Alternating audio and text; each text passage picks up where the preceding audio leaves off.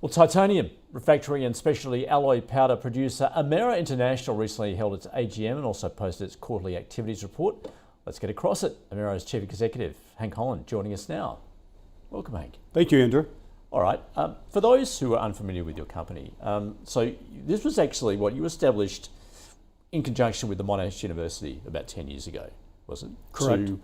To take advantage of those commercial opportunities in this space that you operate. Just tell us then what you do right now. Yeah, thank you. So it's really a two-chapter story. As you mentioned, Amaero came out of Monash University in 2013, went through some early on commercialization activities in the metal 3D printing space. Companies such as Aerospace, Defense Primes, RTX, Lockheed, Gilmore Space, and so forth. And then chapter two, if you will, I got involved in this business in May of 2022.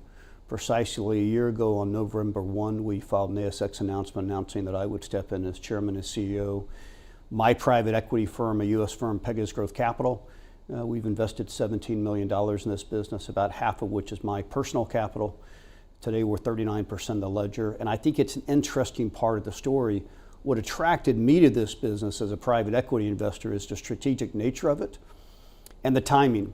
Post-Ukraine conflict, in the U.S., as you're probably well aware, there's a foot of movement that's of the highest priority to reshore critical capabilities, be it advanced manufacturing, defense production, and Amaero is really at the center of that. So to that point, in fact, what? So you're developing a titanium powder project in Tennessee? Yeah, so it had been announced, in fact, a single atomizer titanium production facility in Victoria. Mm-hmm.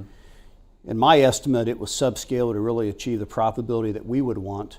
We've moved that to Tennessee, we've announced. We've expanded the scope to be 4 times the size, and we've recently announced, in addition to titanium that we will later produce, the demand pull initially from the defense labs and our commercial customers is C103, which is a refractory metal used in hypersonic application and other next generation defense applications. So just to be clear then, you've ceased operations in Australia and Correct. reshored to the States. That's right. Because that's where the market is. It's where the market is as far as in demand. Candidly also, given the reshoring efforts afoot in the U.S., we've got significant federal funding available and a very, very hospitable pro-business environment. So in Tennessee, we're able to step into a 100,000 or 9,300 square meter facility that's been finished. It accelerated our plans by 12 to 18 months, saved us $22 million of working capital.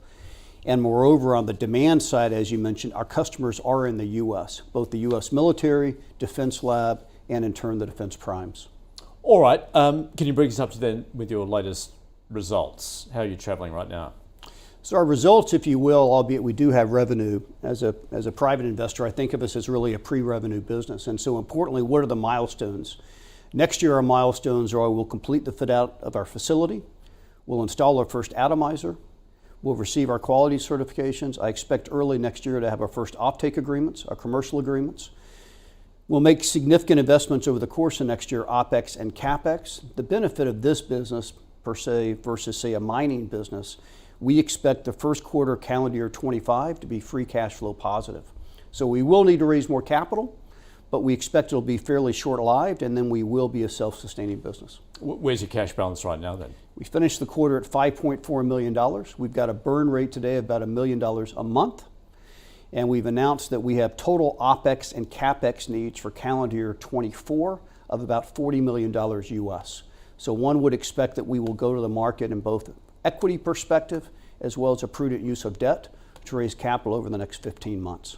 All right, and look, I mean, clearly it was a difficult time, particularly taking a look at your share price off the back of COVID, but then you weren't alone in that space. But obviously in the past 12 months, you've been able to attract more capital there, haven't you? Yeah, the last 12 months, and as I said, it was precisely a year ago that we made the announcements and I stepped in as chairman and CEO. The share price is up 200% during that period of time. It really was a period of aggressive and significant restructuring.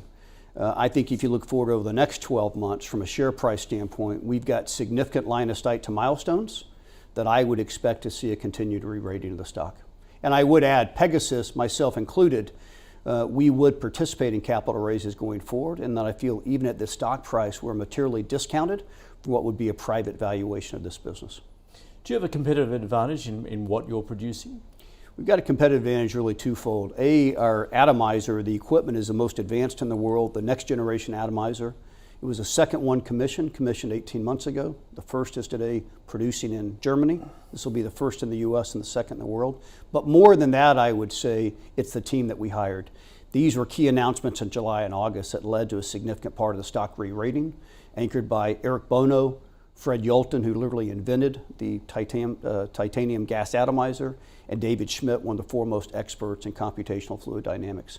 So the equipment and the team is why we're getting unsolicited outreach from defense labs in the US, commercial customers in the US, and why we've moved to CO 103 as I've suggested. And you alluded to this earlier, I guess, with the current political environment, both domestically in the States, but also the geopolitical risks that we're facing at the moment.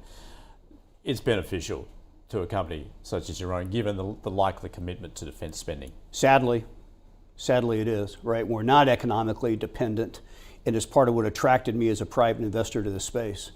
Sadly, the defense ecosystem, the industrial base, is probably as strategic and as critical as it's ever been, and unlikely in the near term does that landscape change.